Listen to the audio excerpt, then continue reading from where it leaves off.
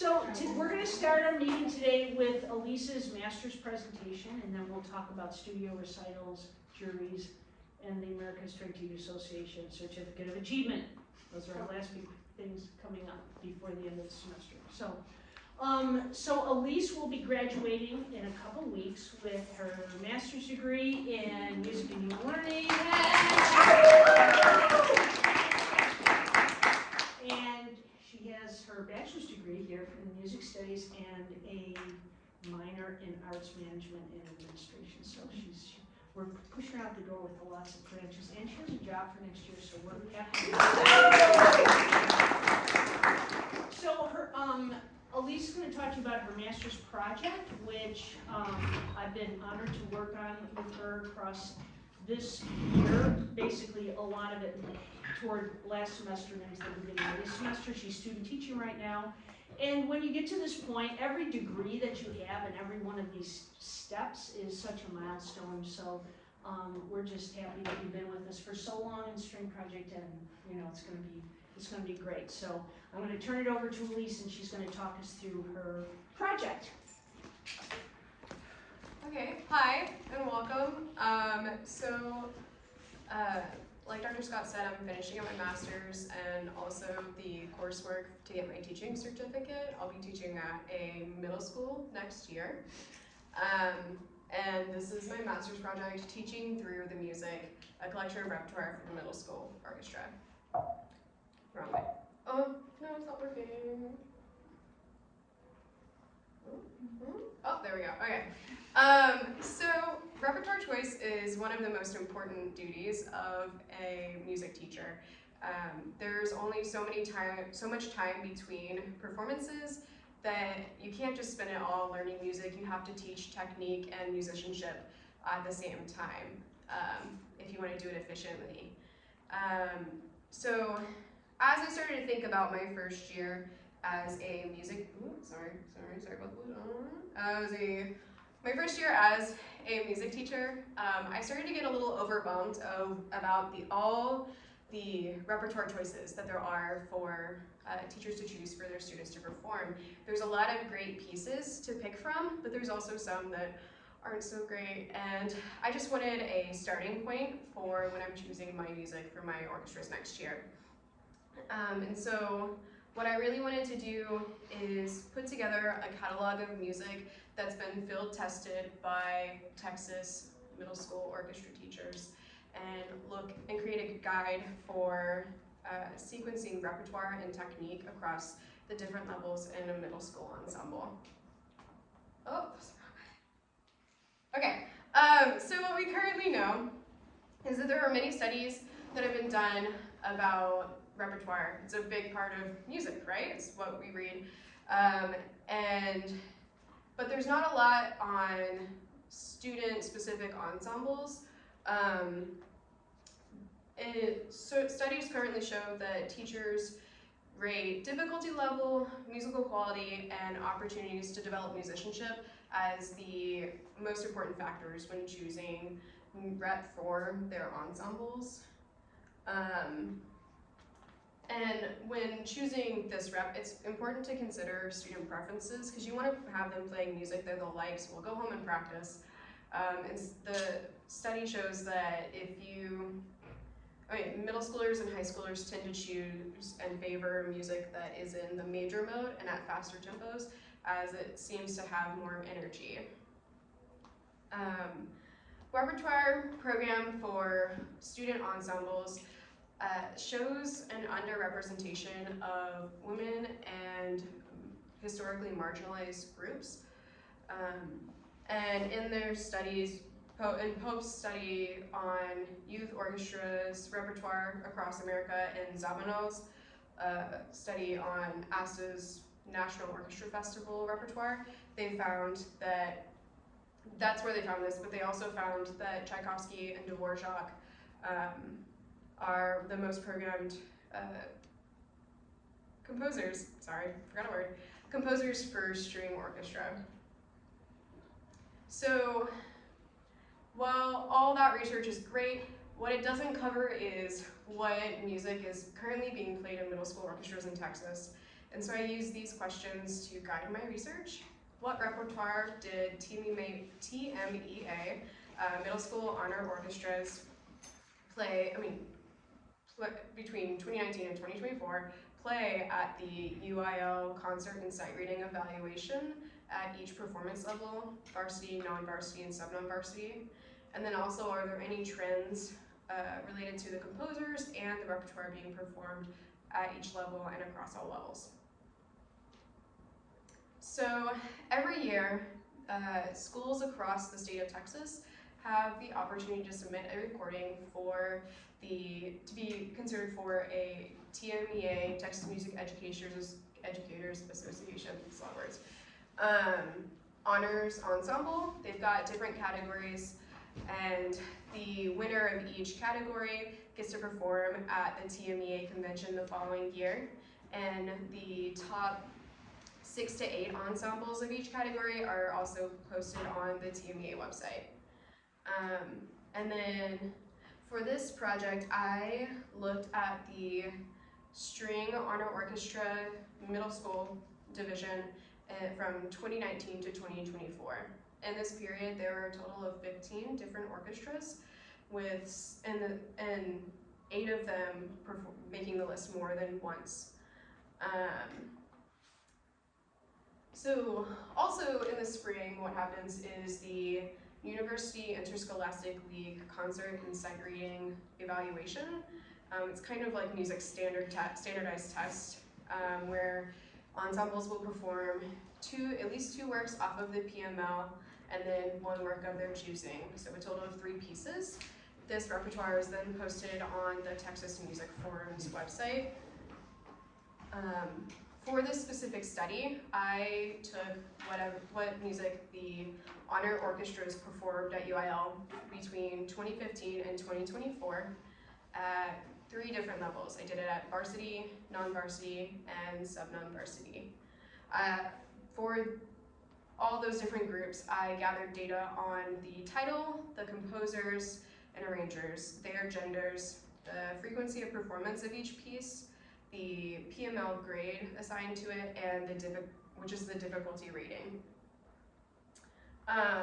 After all of that, I took the 5 most performed pieces of each level and did an in-depth analysis where I collected the key, the meter, the tempo, any technical requirements, and then I summarized all that data for each level and looked to see if there are any trends in each level and across the all of the levels.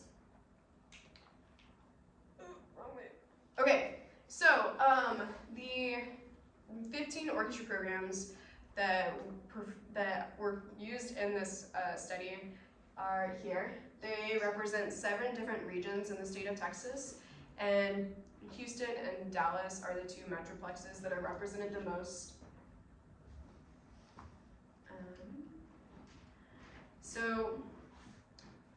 With all the UIL music, a total of 1,006 performances of 485 individual songs were performed.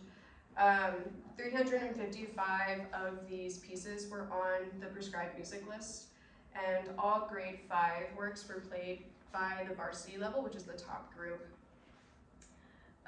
The 3 most performed pieces were Suite for Strings, Movement 1 and 3 by John Rutter, Terra Nova by Richard Meyer, and St. Paul Suite, Movements 1 and 4 by Gustavos. And this is across all levels, not just varsity.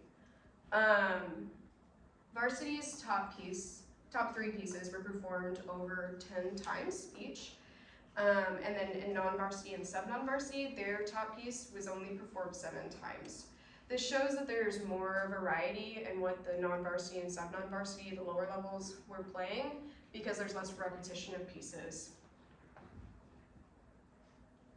These are the composers, the 3 most composers of each level, and then the top 5 over all levels, and how many performances of their works. And something that's interesting is that the only composer that made all 3 levels was Sidney Newbold. These are the representation of male and female composers. The gender was identified based on the typical association of the gender with the name. So there are possibilities of not being 100% accurate because you're just going off of that, but you can see that there's more than 80% of the composers in each level are male, which shows that this goes along with the data from earlier that it's females are underrepresented in the repertoire. These are all of the most performed arrangers for each level. Sandra Dachau and Carrie Lane Grussel are the two most performed arrangers at each level. And then Deborah Baker Monday, who is not in the top 3 of any level, is actually the 3rd most performed arranger over all levels. Looking at the, even though we have the top 3 performed arrangers were all women, we still see that the percentage of male versus female composers is about that, not composers, arrangers. I think I didn't forget, I forgot to change that. Okay, arrangers are the same as the composers. When I did the in-depth analysis, I took the 5 most frequently performed pieces of each level, and I analyzed them for key, meter, range, the prescribed music list, grade, and technical requirements. This information was then condensed to look for trends, and this is like the condensed version. I didn't want to show you all 15 pieces, that's a lot. So what we see is that like as expectations grow, that our expectations grow as students develop more skill. We have a lot more things that are happening over on this side on the higher level than on the sub-non-varsity level, which is to be expected. As students have more years of study, they're developing more skill, they're able to do more. Sub-non-varsity's most performed key, most works were in D major, and non-varsity's was in G major and E minor. When I looked at the varsity level, they didn't have like 1 or 2 keys that were more popular overall. It was kind of spread out. I think this is because D major and G major, 1 to 2 sharps, are seen as the safe keys in string world because the finger patterns required to play them, and which makes sense as to why they're represented in the lower levels. As the students advance on and get more advanced finger patterns, including like low 1s, high 3s, extensions on cello, we see more variety in the keys that they're being asked to play. So looking at time signatures, all but 1 piece in sub-non-varsity were in 4/4, the nice common time. The only piece that wasn't is actually also in non-varsity, it was a repeat. But non-varsity and varsity, they both use a variety of meters. Obviously, varsity uses more than non-varsity, but most of the pieces in both groups changed meter throughout. They weren't just in 1 meter the whole time. When looking at range and shifting on string instruments, they're directly correlated. The bigger the range, the higher you're gonna have to shift to play those higher notes. And so you see in the sub-non-varsity, you can play 1 to 2 octaves, which is pretty comfortable on all instruments except for bass. They're the only ones required to shift there. At non-varsity, we're jumping up to 2 octaves, getting a little bit higher, and going to 3rd or 4th position, still kind of a comfortable range. And then varsity, we're going up to 6th or 8th position, which is a lot for a middle school, but they're doing great. So when we look at the rhythmic values, you can see we're getting more values as it goes on. So articulations and left-hand fingerings change less over time. As we go from sub-non-varsity to non-varsity, only 2 articulations are added, chords and staccato. And then from non-varsity to varsity, it's 2 or 3 are added as well. There's not as much growth expected from year to year. And then from looking at the fingerings, when we're going from sub-non-varsity to non-varsity, they add 1 to 2 fingerings depending on the instrument. But if you look at non-varsity and varsity, they're the exact same because they're already using all the different fingering patterns. Something I think is a little funny as a bass player and is that if you look at the bass line, 1, 2, 4, 1, 2, 4, 1, 2, 4, we're using all our finger options from the very beginning because we only have 3. So that just gave me a giggle. Okay. When these are, if you want the full repertoire list that has all 485 pieces on it, I'll show it to you in a second. It's sorted in a bunch of different ways. And then that one is the analysis of the 5 most performed pieces. Let's see if this will work.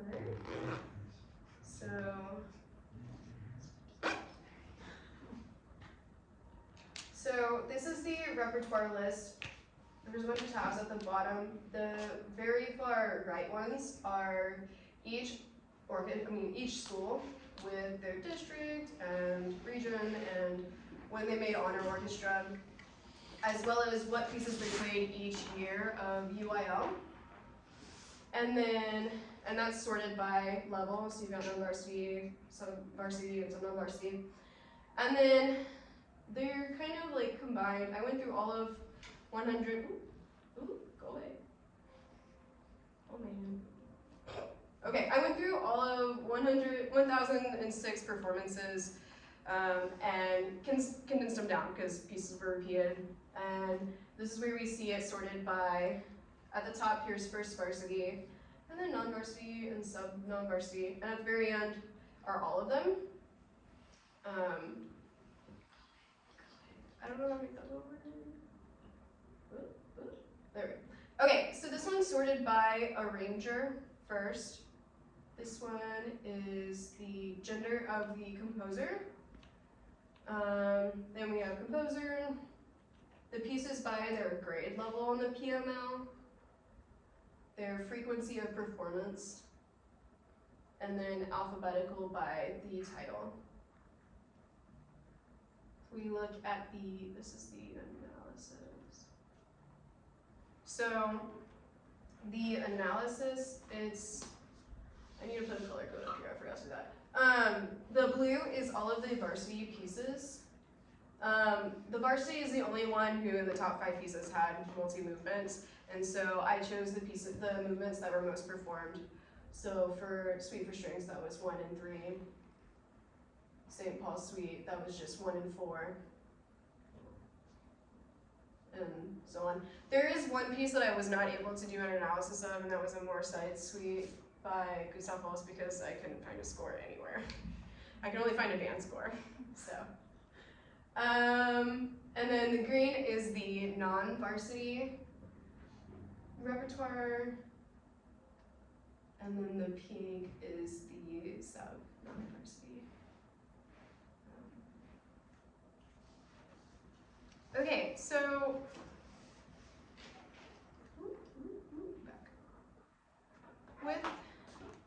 with all of this, I wanted to create, and I created a collection of field-tested repertoire by Texas music teacher, played by Texas teachers. I wanted examples of what high-performing orchestra programs are playing at their concerts.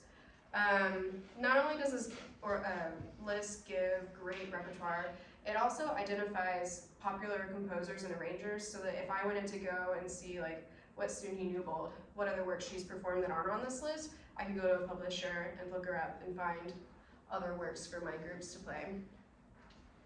The in-depth analysis built a framework of how I could sequence technique and music literacy.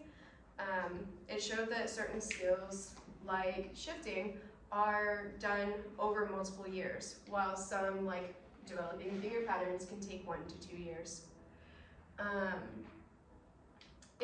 Why does it all matter? Well, a lot of the time, students don't have private lessons.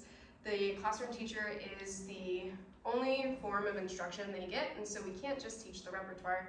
We have to teach the fundamental techniques and the advanced techniques and the musicianship that's required to play anything they want, not just what we're doing in class. And so it's important that we are able to do that efficiently.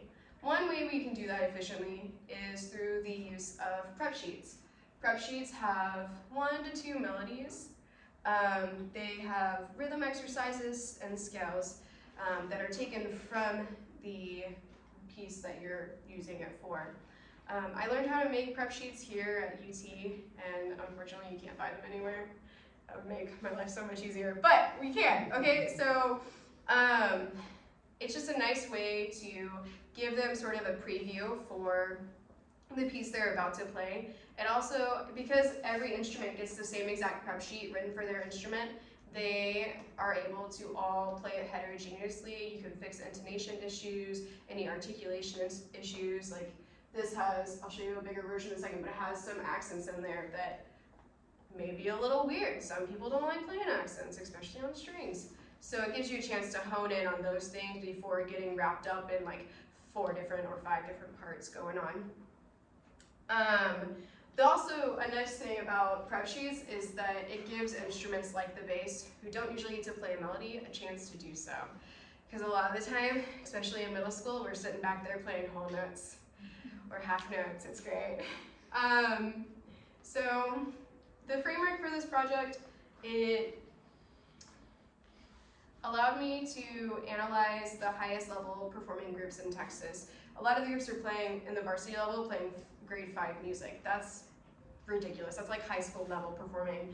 And so I wanted to see the pathways that the teachers use to allow the students to achieve that level of proficiency, so I could hopefully recreate that in my own program.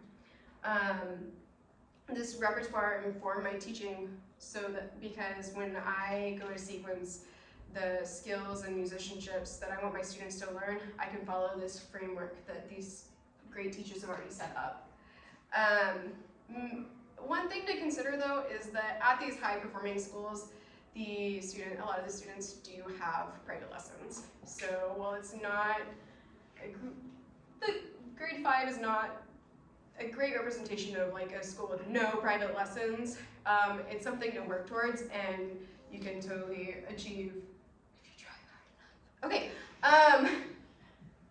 so part of that is that like something Dr. Scott always says is that when you're teaching advanced techniques like shifting or vibrato or whatever you want to teach them, it always starts at the beginning. And when you're in middle school, you're the beginning. So that's why it's important that we're taking the time to teach technique. This is the prep sheet, a little bit bigger. I have let's see if the audio works. Song. I'll point out the different melodies as they come. This first melody up here is actually from the upper string part. They have it a lot. And the second melody is from the lower strings when they change keys. So.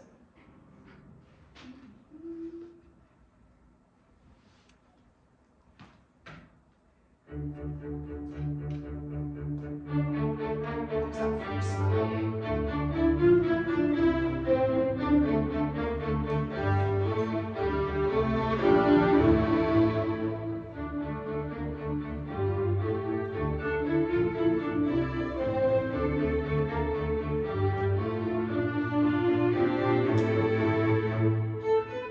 There's that rhythm exercise.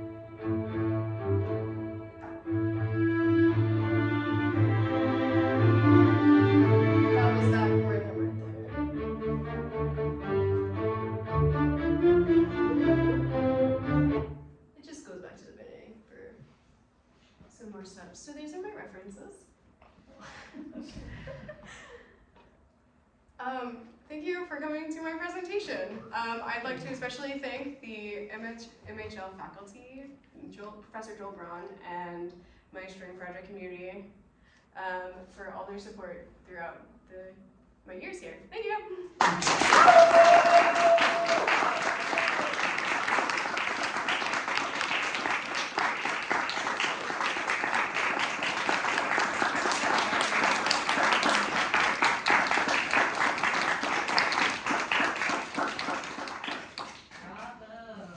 Questions? Any questions? Yes, Dr. Simmons. Have you chosen pieces you think you can start with next year yet from all of your work? Not yet. I'll do that by next Monday. Do you have favorites? Do I have favorites? No, I mean, they've got a lot of great works in there. I think they're all great options. Okay. Micah? Trying to figure out how I want to say it. So you already know where you're going to be teaching next year? Yeah. Are you familiar with the socioeconomic status of the area that you're going to be teaching in? How does that inform the work that you've done here and how you're going to apply it to the school that you're going to be teaching at? Well, I did this work before I knew where I was going to be teaching. I didn't find that out until a few weeks ago. And I don't know off the top of my head the socioeconomic status. I think they're at least like, they're a little bit, they're not, it's not a Title I school, I know that. So, You'll probably have kids taking private lessons. yeah, I do know that some of them do take private lessons, that is part of it, yeah. Yes, Courtney? So, did you look at the scores for all these pieces, and if so, how did you get access? Did you go to different libraries, or?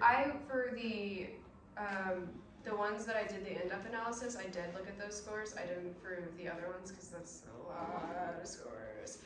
And I went through publisher websites for all of them because most of them had the full scores. The Moreside Suite, I couldn't find it at a library. I couldn't find it anywhere unless I purchased it. So. And that was weird because it was a frequently performed Yeah. piece, but we couldn't find it. Well, they purchase it for their school anyway. I just didn't want to purchase it. So. And the IMSLP has. Yeah, I did get a few off of IMSLP too. Like, I think the Rudder and things like that. The older ones for sure. Any other questions? No? Good. Fun. Thank you.